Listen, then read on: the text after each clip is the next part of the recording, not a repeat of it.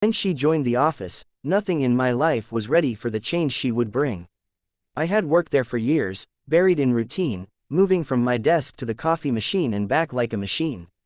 My days were predictable, quiet, and plain. Then she walked in on a Tuesday morning, holding a file to her chest, eyes searching for someone to guide her. The HR manager brought her to my desk and introduced her as the new team member who would be working with me. She smiled nervously. I smiled back, pretending I wasn't suddenly wide awake for the first time in months. Her first words to me were simple, "I hope you don't mind helping me." But something in the softness of her voice made me feel like I could spend hours listening to her talk about the most ordinary things. I showed her her desk, explained the project, and tried to act normal even though my heart was doing strange things in my chest. The first days passed slowly, filled with awkward questions and gentle laughter whenever she misunderstood something. She had a habit of tucking her hair behind her ear when she was thinking, and I found myself watching her more often than I should. She was hardworking, determined, and extremely polite, too polite sometimes, asking permission for everything. But the thing that drew me in the most was her sincerity. Real sincerity is rare in an office full of people who smile only when needed. Our conversations grew in small steps. A question about work turned into a joke. A joke turned into a short story about her family. One afternoon, when the office was unusually quiet, she asked me what dreams I had when I was younger. No one had asked me that in years. I didn't even remember the answer at first. She listened with a kind of attention that made me feel important, like my words were not just noise. Over weeks, we settled into our own rhythm. She would bring snacks and leave half of them on my desk without saying anything.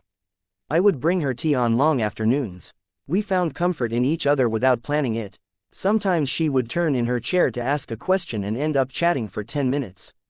Sometimes I would look up from my screen and find her staring at me thoughtfully, then quickly looking away. Something was happening between us, soft, slow, unspoken. One evening, a storm hit the city, and everyone left early except the two of us who were trapped by deadlines. The office lights dimmed automatically as the sun disappeared. Rain hammered against the windows. She shivered slightly and rubbed her hands together. I offered her my jacket even though I felt foolish doing it. She smiled, slipped into it, and whispered, "Thank you. You're always kind to me." I pretended to focus on my work, but the truth was I couldn't stop thinking about how she looked wearing something of mine. The storm grew worse, and the power flickered. She admitted she was scared of thunderstorms. Without thinking, I moved my chair closer. "You're not alone," I said. She looked at me with soft eyes that held 1,000 unspoken feelings. For a moment, the storm outside didn't matter. Her presence washed everything else away. After that night, something shifted. She started seeking me out even when she didn't need help. She would wait for me at lunchtime. She would message me after office hours just to tell me something small, what she cooked, what movie she watched, something funny her mother said. I found myself waiting for her messages, smiling like a fool when my phone lit up. There were moments that felt almost like confessions. Like the day she leaned on the balcony railing during break, sighed, and told me she felt lonely even in crowded rooms. I told her I understood that feeling too well.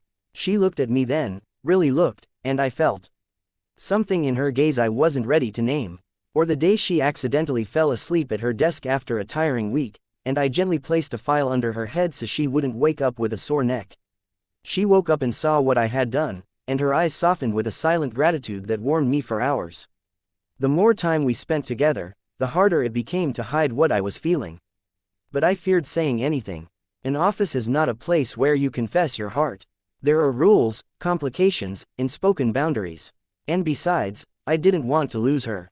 Being near her, even as just a colleague, felt better than risking everything for words that might break the fragile comfort between us.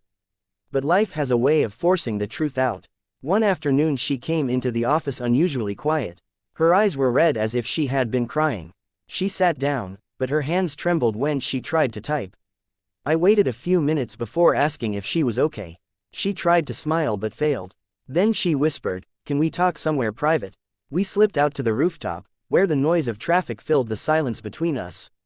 She told me she had been dealing with problems at home, pressure she couldn't talk about with anyone.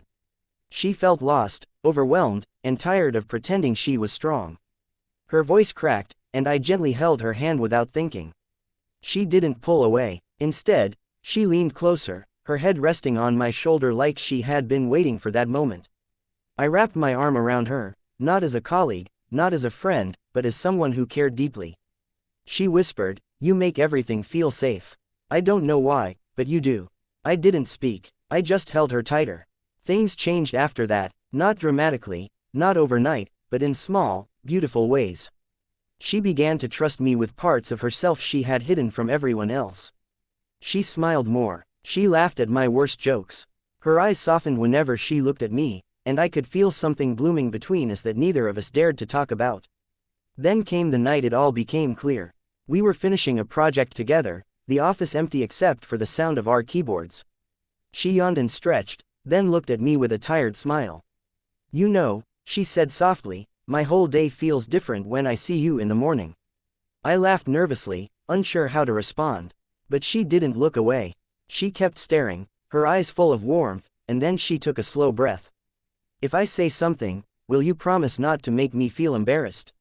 My heart raced. "I'll never make you feel that way," I said. She hesitated only a second before whispering, "I think I like you. More than I should, more than I planned to." The world stopped. I felt something inside me break open, a quiet relief, a joy I had been guarding for months. I told her I felt the same, that I had tried to hide it because I didn't want to make things difficult for her. She smiled, took my hand, and said, "You don't have to hide from me." For a long moment, we just sat there, fingers intertwined, the glow of the computer screens reflecting in her eyes. It wasn't dramatic or rushed. It was gentle, honest, and real, two hearts finding the courage to meet in the middle. After that night, our relationship unfolded quietly, privately. We didn't announce anything. We didn't break any rules. But we started sharing more lunches, more late-night talks, more soft moments that belonged only to us. Sometimes she would lean her head on my shoulder during breaks. Sometimes she would leave small notes on my desk wishing me a good day. And every time our hands touched, even briefly, it felt like the world paused. What began as two colleagues working side by side slowly, naturally, transformed into something deeper, a connection built on trust, kindness, and 1,000 unspoken moments. A love that grew not because we chased it, but because it was meant to be.